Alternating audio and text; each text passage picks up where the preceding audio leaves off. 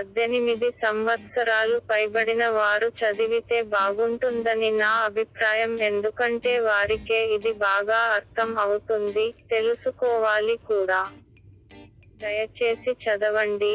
ఆనందంగా జీవించడం ఎలానో తెలుసుకుంటే మంచిదని నా అభిప్రాయం. ఉదయం 6 గంటల సమయం, ఆఫీసుకు వెళ్ళాలని లేవడానికి ప్రయత్నం చేస్తున్నాను, కానీ లేవలేకపోతున్నాను. ఎందుకో ఏమిటో మరి, ఏమైంది నాకు, ఎందుకు లేవలేకపోతున్నాను? ఒక్క నిమిషం ఆలోచించాను. నిన్న రాత్రి పడుకునేందుకు గదిలోకి వచ్చిన నాకు గుండెలో సమ్మెటతో కొట్టినంత నొప్పి వచ్చింది. స్పృహ లేకుండా పడిపోయాను.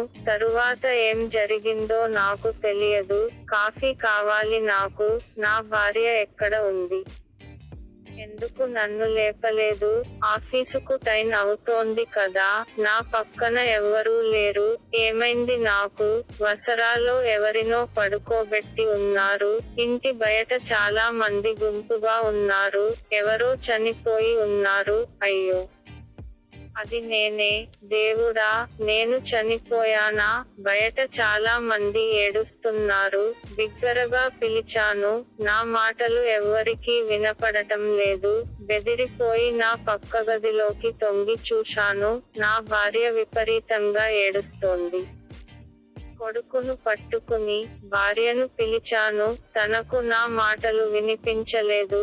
మరో గదిలోకి వెళ్లి చూశాను. ఆ గదిలో మా అమ్మ, నాన్న ఒకరిని ఒకరు ఓదార్చుకుంటూ కూర్చొని ఉన్నారు. దుఃఖంలో నేను చనిపోలేదు, బ్రతికే ఉన్నాను అని బిగ్గరగా అరిచాను. ఎవ్వరూ నన్ను చూడటం లేదు. బయటికి పరుగెత్తి వచ్చాను. అక్కడ నా ప్రాణ స్నేహితుడు భయంకరంగా ఏడుస్తున్నాడు. వాడిని మిగతా వాళ్ళు ఓదారుస్తున్నారు. నా స్నేహితునితో నాకు గొడవ వచ్చి, వాడితో సంవత్సరం నుండి నేను మాట్లాడటం మానేశాను. ఎన్నిసార్లు బ్రతిమిలాడినా మాట్లాడలేదు. మరి వాడెందుకు ఏడుస్తున్నాడు? అవును, నేను చనిపోయాను. నిజంగానే చనిపోయాను. దేవుడా, నన్ను ఒక్కసారి బ్రతికించు తండ్రి. కొద్ది రోజులు నాకు సమయాన్ని ఇవ్వు. ఇన్ని రోజులు నేను నా ఉద్యోగ ఒత్తిడితో నా భార్యను మంచిగా ప్రేమగా చూసుకోలేకపోయాను. నువ్వు చాలా అందంగా ఉన్నావని, నువ్వు భార్యగా దొరకడం నా అదృష్టం అని చెప్పలేకపోయాను. నా బిడ్డతో మంచిగా గడపలేకపోయాను. నేను వచ్చేలోగానే నా బిడ్డ నిద్రపోయేవాడు. ఇప్పటికీ నన్ను పసిపిల్లాడిలాగానే చూసుకునే నా తల్లిదండ్రుల బాధను చూడలేకపోతున్నాను.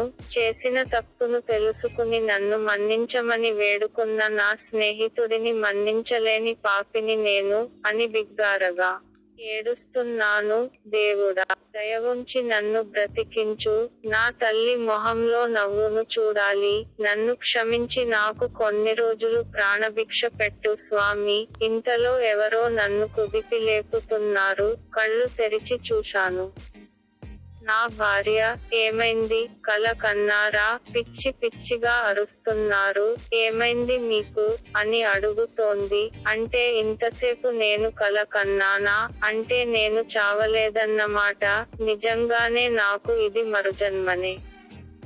ఆఫీసుకు టైం అయిందన్న నా భార్య మాటలు విని తనని ఒక్కసారి దగ్గరకు రమ్మని పిలిచి, నిజంగా నేను చాలా అదృష్టవంతుడిని. నీలాంటి అమ్మాయి నాకు భార్యగా దొరకడం నేను గమనించనేలేదు. ఈ రోజెంత అందంగా ఉన్నావో తెలుసా అన్నాను. ఆశ్చర్యంగా నా వంక చూసి ఒక్కసారిగా నన్ను హత్తుకుంది కన్నీళ్లతో నా భార్య. మిత్రులారా, మీకు ఇంకా చాలా సమయం ఉంది.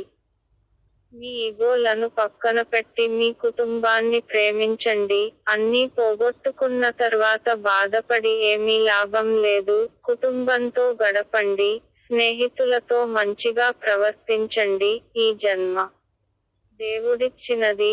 ఆనందంగా జీవించి ఎందరికో ఆదర్శంగా లేకపోయినా కనీసం మీ కుటుంబమైనా మీ వల్ల ఆనందంగా ఉండేటట్లు చూసుకోవలసింది ఖచ్చితంగా మీరే. ఇంత ఓపిగా చదివిన మీకు ధన్యవాదములు. నచ్చితే లైక్ చేయండి, ఇతరులకు ఉపయోగపడుతుందంటే షేర్ చేయండి.